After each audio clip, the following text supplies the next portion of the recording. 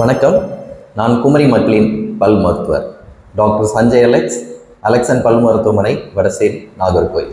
ஈறுகளில் இருந்து இரத்த கசிவு இருக்குதா? இதற்கு காரணம் என்ன? ஆரோக்கியமற்ற ஈறுகள். ஆரோக்கியமற்ற ஈறுகளை நாம் எப்படி கண்டுபிடிக்கலாம்? அதை கண்டறிவது எப்படி?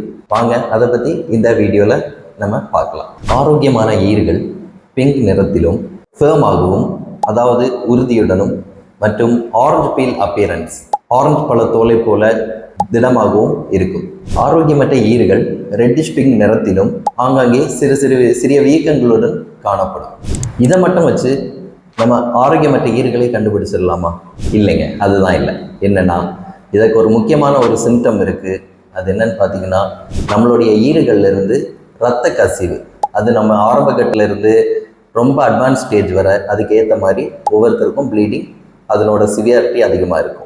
ஆரம்ப கட்டத்தில் கம்மியாகவும், ரொம்ப அட்வான்ஸ் ஸ்டேஜில் ப்ளீடிங் சொல்கிறது ரொம்ப ஜாஸ்தியாகவும் இருக்கும். ஸோ இதற்கு முக்கியமான காரணம் என்னன்னு பார்த்தீங்கன்னா, நாம் அன்றாட சாப்பிடக்கூடிய உணவுகளில் இருந்து மாவு மாதிரி அரையக்கூடிய உணவு துகள்கள் நம்மளோட ஈருக்குள்ள போய் தங்கி இருக்கிறதுனால இது நாள் பட கரையாக படிஞ்சு நம்மளோட பல்லில் கேல்குலஸ்ன்னு சொல்லுவாங்க. கேல்குலஸ் மாதிரி பல்ல கரை மாதிரி படிஞ்சிருக்கும். ஸோ இது நம்ம எப்படி சரி பண்ணலாம் அப்படின்னு பார்த்தீங்கன்னா, நம்ம normal cleaning every 6 months once நம்ம டென்டிஸ்ட்டை பார்த்து ரெகுலராக ஒரு கிளீனிங் பண்ணணும். அப்படி பண்ணிக்கிட்டோம்னா இந்த மாதிரி பிரச்சனைகள் இருந்து தவிர்க்கலாம். இதற்கு நீங்கள் எங்கள் பல் மருத்துவமனையை அணுகுங்கள்.